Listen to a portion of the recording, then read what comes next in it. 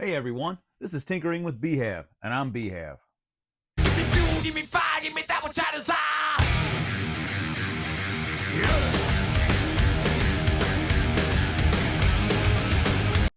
Okay, so what did you guys think of my little opening there? I decided I needed some kind of a little opening scene so I didn't have to say the same thing every time starting every video. So I think I might play that at the beginning of every video that I make.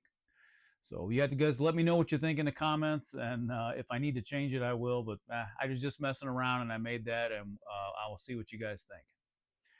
So I wanted to say that I haven't been posting any videos for a while. Just life's been kind of busy recently. My son and his wife are expecting their first child, so that'll be my first grandchild, and he's due in about a month, and it'll be a boy. But anyway, so yesterday was the baby shower, and I volunteered to do a few things. I made a balloon pop game with a styrofoam dartboard, the whole thing. So I've been busy doing that kind of stuff, and I haven't had much chance to work on lanterns or lamps, and that's why I haven't been posting many videos. So today I wanted to show you. The last video I posted was of a Aladdin hanging lamp that I had just setting on my counter, and I showed you how it lit up and how bright it was and everything. But I wanted to tell you a little bit about that lamp. When I won a auction, and I won a pair of them, so I have two, and they're exactly the same. And the hanging frame was in pretty rough shape, so I decided I would do one, and then I would look at the difference to see if it was worth doing the other one. And it really is. So I made up a batch this week in the evening. I made up a batch of my homemade evapor rust that I had previously posted a video on how to do that. And so I made a batch of it. I made a gallon of it, and I soaked all the parts, and I just wanted to show you that it originally started out and it looked like this. And you can see that that is kind of brown and crusty and rusty and not in very good shape. I mean, this tilts up. It's called a tilting frame. It makes it easy to get the lantern, or the lamp in and out.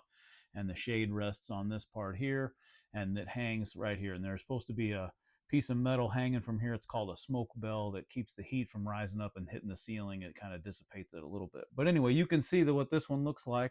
And I thought it was brass because they made these in brass or nickel finish. So I thought this was brass. Well, I took it all apart and I soaked it in all the parts in evapor rust, and I just put it back together today. Oh, let me take that little thing off there. It's too noisy. Anyway, and you can look at it. It turned out really good. I mean, it is nickel. I mean, it's still got some corrosion marks on there. You can see them. And it's not perfect, but I tell you what, it is a whole lot better. And that is all done with my homemade evapor rust and then some steel wool afterwards. I did that, and I cleaned it up real good with soap and water. And then I hit it with just some triple aught steel wool. And that's the way it turned out. So yeah, that turned out really good. So those are the two hangers. So I'm definitely going to do the other hanger to get it to fit. This is that smoke bell I was talking about. And after I got them, I'm like, man, I got to have those so I can run them so it doesn't put a heat spot on my ceiling. But so I ordered brass ones because I thought it was brass. So I've got two brass smoke bells, and it's chrome. I should have ordered the chrome ones. That was my mistake. But I'm still just going to go ahead and use these because it's no big deal.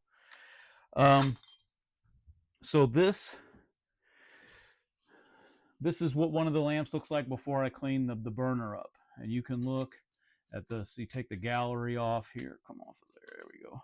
It's nice and dirty on the inside, and it's just pretty dirty, and it really needs to be cleaned up. And these are also nickel. They're not, or chrome, one of the two. I don't know which it is. They're not brass.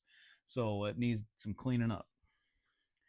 And this is the one that I had burning the other day, and it looked just like that until I cleaned it up. And if you can see, it shined up fairly nicely. I just used my ultrasonic cleaner with some of the same ultrasonic cleaning solution that I always put in there. It's like a little powder you put in. It's good for cleaning glass.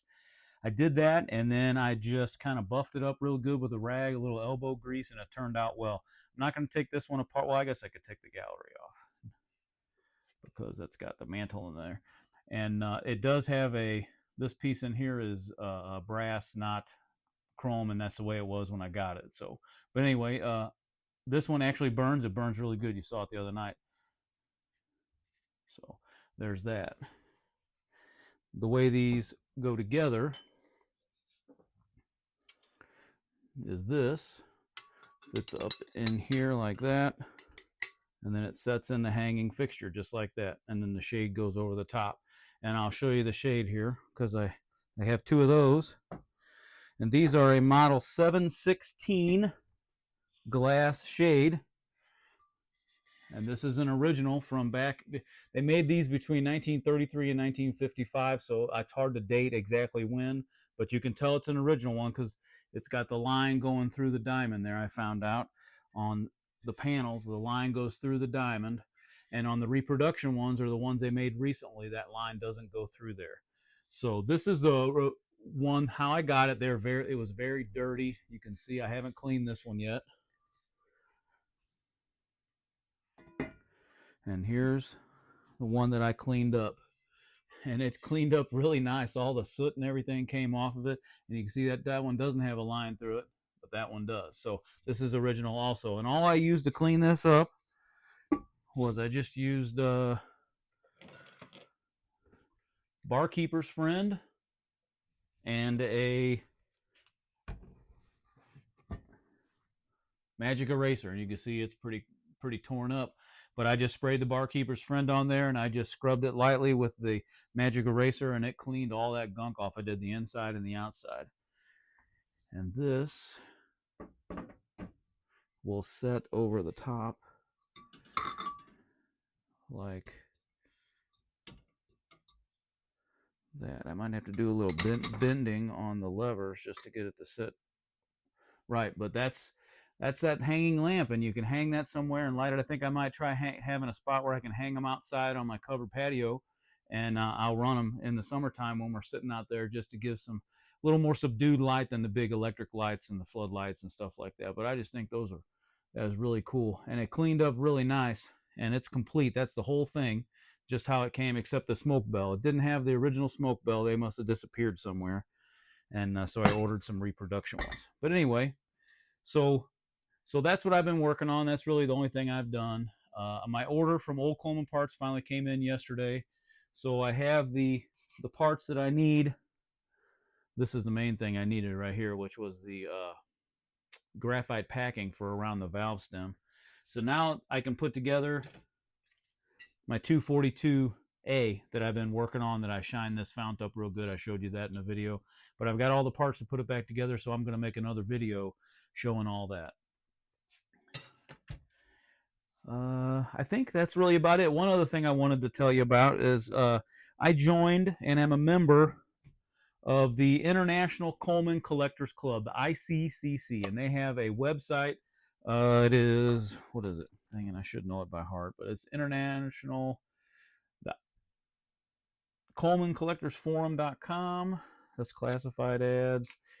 Anyway, there's a website. If you look up the International Coleman Collectors Club, they have a website, and it has a whole ton of resources on there. If you want information about any Coleman lantern or lamp, they have it on there. Now, to post in the forums and to look at some of the stuff, you have to be a member, and it's like $35 a year, so it's not expensive. And you get 3 of these newsletters or 4 of these newsletters a year.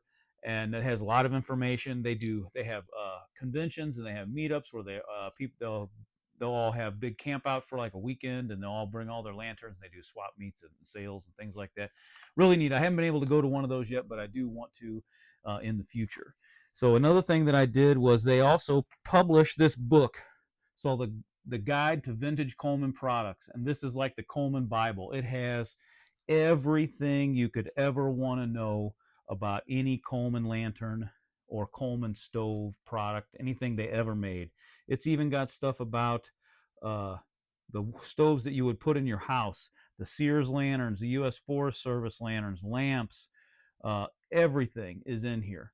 Dates, all kinds of stuff. No values, because they don't get into that in the collector club. They don't talk value at all, and I'm fine with that because I'm not worried about that. I'm not selling any of my stuff. I just want to have it. I like to have as complete a collection as I can afford to have, and it's pretty neat. But this book right here is unbelievable. So, and they sell them on that website, and they publish them themselves. They wrote it. They compiled it over years. The members, the people that founded the Coleman Collectors Club, put all the information together and made this book, and they published it. So it's well worth it.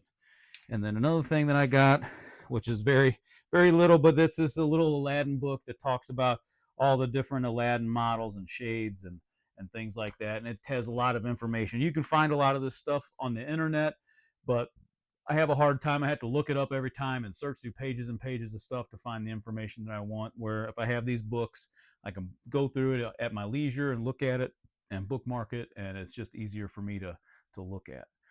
So that's all I've really been doing, waiting on the parts from Old Coleman Parts. And it wasn't their fault that they didn't get them to me. It is I thought I made an order and I was waiting and waiting and waiting and never heard anything.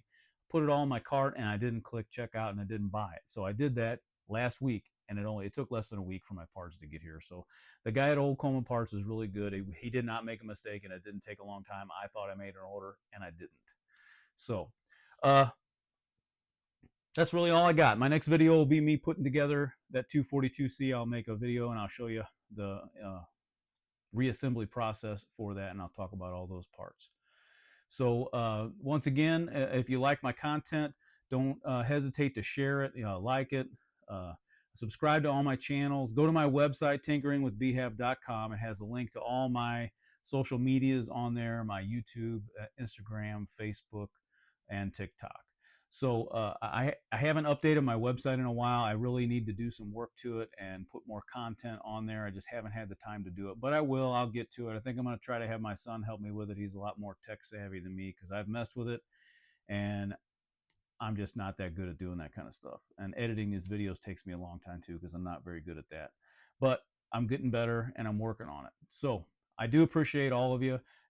Also, there's a link on my website to my merch store where you can get a shirt if you want. They're not very expensive. I'm not trying to make a ton of money with it. I'm just trying to get my name out there. So there's other things in my merch store. You can get hats. There's phone cases and stickers and all kinds of stuff. So if you buy something, great. If not, no big deal. That's it. That's all I got. So thanks for watching. That's not how I sign this off. Man, it's been a while since I made a video. This is Tinkering with B-Hav, and I'm B-Hav.